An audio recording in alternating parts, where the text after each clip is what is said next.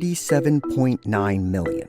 That's the number of Americans currently living in poverty, accounting for 11.6% of the total population. That's despite the fact that America ranks first as the richest nation in the world in terms of GDP. The United States is known for having this great abundance, and at the same time, alongside that abundance, there is widespread poverty and economic insecurity. Sometimes you question, we're in the United States of America. How can the citizens be going through such a issue? We always boast that we're a superpower, that we are the richest in the world, and things just don't make sense. Poverty in the U.S. had been steadily improving over the past decade. From a height of 48.8 million people living in poverty in 2013 to 34 million in 2019. That was until the pandemic changed its course. COVID absolutely had a very deep impact on the access to employment and long-term employment for a number of families that were already vulnerable for various reasons.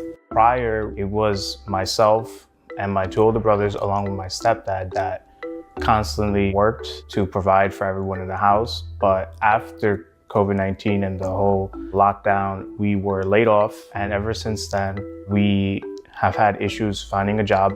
Poverty is expensive.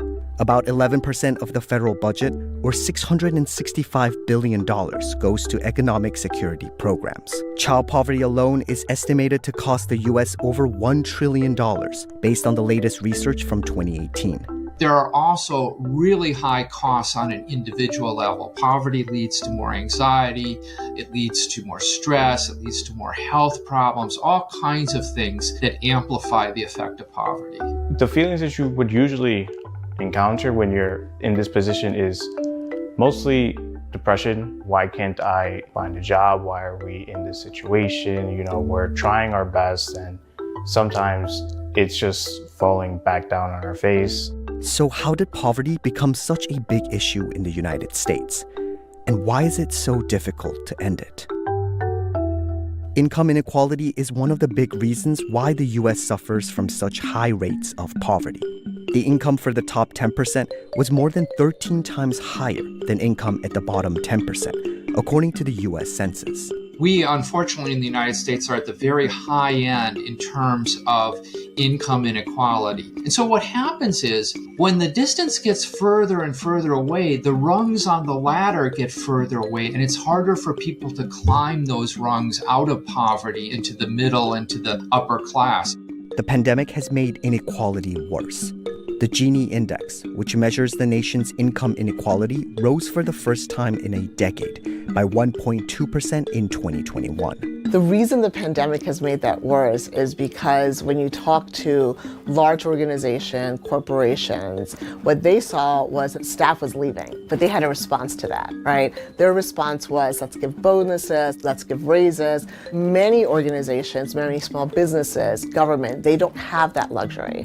So inflation has kept up with the money that most people in the 1% have made, but it has deepened and widened the gap between those that have money and those that do not. Research by MIT estimates that the living wage in the United States is $24.16 per hour for a family of four. But the federal minimum wage is set at $7.25 per hour. This means that a typical family of four needs to work more than 2 full-time minimum wage jobs to earn a living wage. And single-parent families need to work significantly harder. We worked at a banquet hall. Any sort of party, we would set it up, come early, set the tables, dishes, plates, silverware, everything, you name it. We worked for $15 an hour.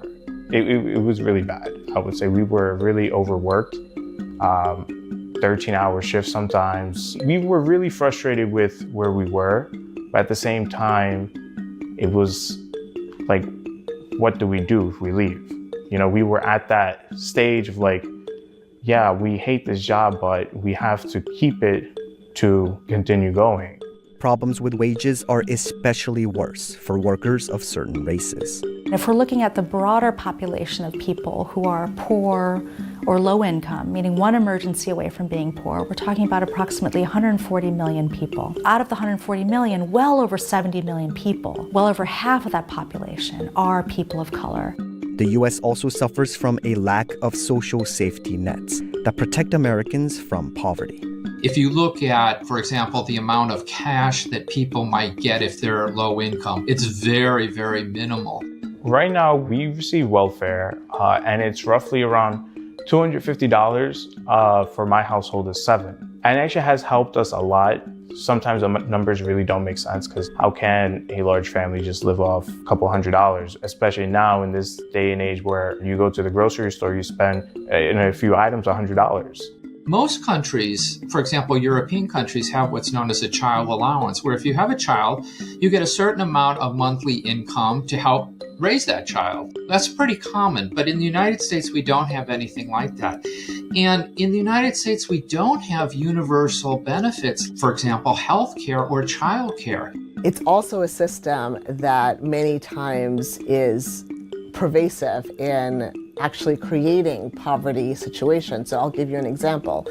If I'm eligible for Medicaid today, and I'm also eligible for cash assistance, and I'm also eligible for SNAP, if I get a job that provides me even a little bit closer out of poverty, I lose all those benefits immediately, which means that I'm incentivized, if I need health care for my children, and I have a job that's not going to provide it right away, to not look for employment that is going to pay me an amount that's going to make me ineligible for certain benefits, right? So while people are working really hard for upward mobility, the systems that we have in place don't give them the grace to be able to come out of poverty and provide their own agency to actually create the opportunity for upward mobility.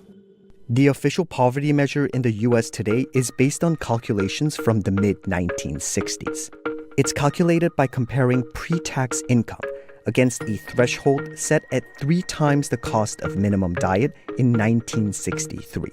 A large number of federal programs still rely on this measure to figure out who is eligible for assistance and welfare. The researcher whose work became the basis of that measure never intended it to be used in the way that it currently is, both as a widespread measure of poverty, but then as the basis of all of these different social welfare programs and allocations of resources towards those programs. It doesn't take certain very obvious indicators into consideration. To start, it looks at pre-tax income, which is not what I'm taking home every day, so that doesn't make sense. It also doesn't look at different family compositions, which absolutely impacts how a family may spend money. If I am the type of family that has both of my parents living with me, I'm going to spend more. It doesn't look at expenses around food or childcare. So in many ways, it's incredibly out of date because it has not kept up with the way life has changed for most Americans. As a response to these criticisms, the Supplemental Poverty Measure was developed in 2011 as an improvement over the existing measure. It incorporates into the measurement both the cost of basic needs like food, clothing, utilities, but also government transfers and programs. So you could see the effect of government programs in addressing poverty and economic insecurity. It also takes into account geographical differences. So the supplemental poverty threshold is more of a range depending on where you live, your household size, and what your housing status is. So it is more comprehensive. And in that way, it's an improvement on the official poverty measure. But some experts argue that even the Supplemental Poverty Measure isn't a perfect method. While it looked to close the gap on certain indicators that the original poverty measure was not taking into consideration, it did not go far enough. Food is one of those places where we are still not taking into account what food may cost in a state like New York versus a state like Mississippi. So if you have a universal brush for the whole country, you're going to miss a number of people that are either at risk of falling into poverty or are already technically living in poverty but are not counted by the measure. The Census Bureau told CNBC that both the official poverty measure and the supplemental poverty measure provide a consistent data of poverty measurement, and that the Bureau continually strives to innovate and improve the design and measurement of their well-being statistics. This difficulty in measuring poverty has also led some experts to argue that poverty isn't as serious of an issue as it's made to believe. Poverty in the United States, in the way it's normally understood, is not a big issue at all. It's deliberately counted, okay? So the reality is that we have poverty in the United States because the Census Bureau ignores the entire welfare state when it goes to count poverty. You count poverty by saying, well, a household has an income, say, less than $26,000 a year, but all the welfare benefits, or 95% of the welfare benefits, are not counted. They also undercount earnings by about 50%.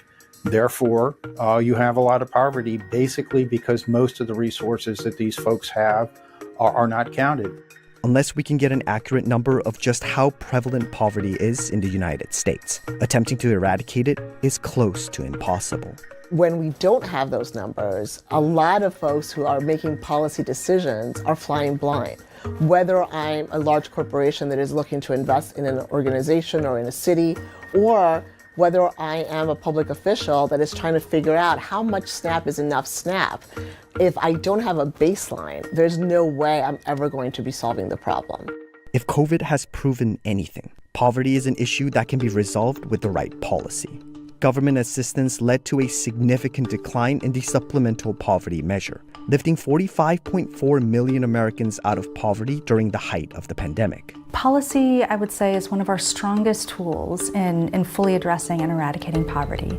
It is where we can define what the problems are, accurately measure what the problems are, and then design and implement the programs we need to address the true extent of poverty. Really good example that I'll use is that of the elderly. This is the one real success story in the United States, is we've really been able to reduce the poverty rates amongst the elderly as a result of primarily Social Security and Medicare. So if we didn't have those programs today, poverty rates for the elderly would go from about 10% to 40%. And that shows you the dramatic impact that government programs and policies can have on reducing poverty. Figuring out a more accurate method of measuring poverty is a vital step in eradicating the issue. I would begin with changing how we define and measure poverty to include the full extent of economic insecurity. Another way of measuring poverty, and this is a way that European countries and other countries use, is what's known as a relative measure. And so they say, if you fall below 50% of median income, then we're going to count you in poverty. So if the median income was $70,000 and you fell below $35,000, you'd be counted as being in poverty. More targeted social programs could also have a significant impact on the impoverished community. Some of those programs may include an expanded child tax credit, the kind of which we saw in 2021 when it was expanded during the pandemic. Raising the minimum wage immediately to at least $15 an hour, but then moving towards a living wage, and guaranteeing that everybody who wants to work can work as a guaranteed ability and access to a good paying job. I think a really straightforward solution that people have been talking about more recently is the idea of a universal basic income. So here the idea is that if poverty is a lack of income, then a very straightforward way is to transfer some income. Here's the analogy I would use to get people to shift their way of thinking, and it's the analogy of musical chairs. Let's say we have 10 people playing and 8 chairs available. Now, who's going to win and lose at that game? Well, if we focus on the individual level factors, people that were in a bad position when the music stopped and so on. But if we focus on the structure of the game, then 2 people are going to lose out regardless of the individual attributes. And that's what's going on here in the United States. We're focusing on people aren't working hard enough, they're not doing this, they're not doing that, when really the problem is that there aren't enough chairs in the game.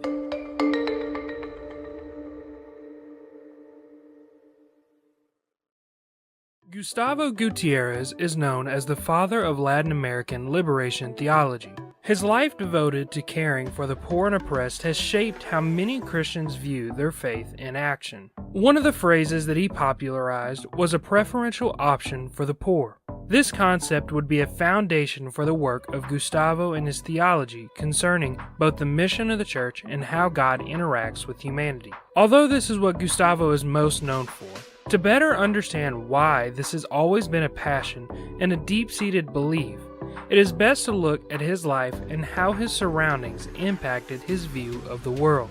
With that being said, let us dive into the life of Gustavo Gutierrez.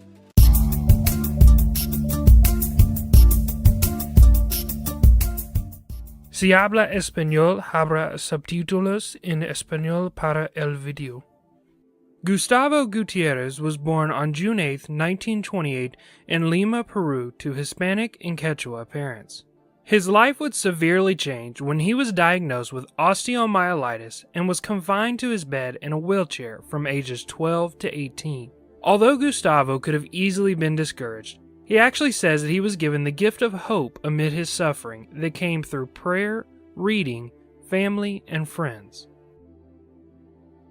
When he was 19, he began to study medicine and literature at the National University of San Marcos in Peru from 1947 to 1950.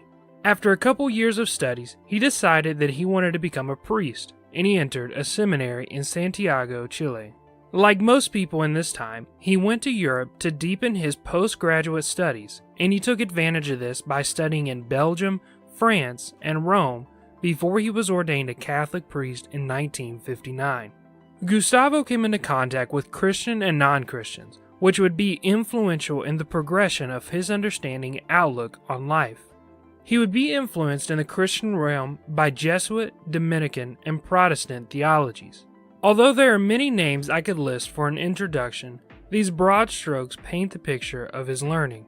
But just as equal to these influences were some non-Christian influences he would be introduced to as well. He was introduced to such people as Karl Marx, Sigmund Freud, evolutionary theorists, and some social scientists. These contrasting ideologies would begin to try and meld within his mind and laid the framework for his response upon returning to Latin America. What might be equal to something like culture shock. Upon returning to Lima, he was faced with the reality that although much of his studies in Europe focused on highly intellectual debate, the situation in Latin America needed a much more down-to-earth response. After returning to Lima in 1959, he worked at the Catholic University of Lima and became the chaplain for the National Union of Catholic Students. He began to work out a theology and philosophy that would meet the needs of the people he was serving. He said that his goal was to examine the meaning of human existence and the presence of God in the world in which my students lived. What Gustavo meant by this requires some context. In this time, 60% of the population lived in poverty, and 82% of them in extreme poverty. In Brazil, the top 2% of people owned 60% of the farmland, and 70% of rural households were landless.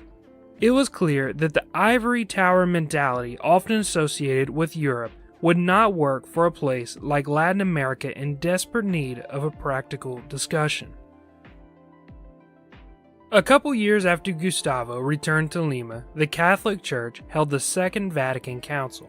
This council gave more leeway for Catholic theologians to create indigenous theologies unique to their own context, so as long as they did not contradict Catholic dogma.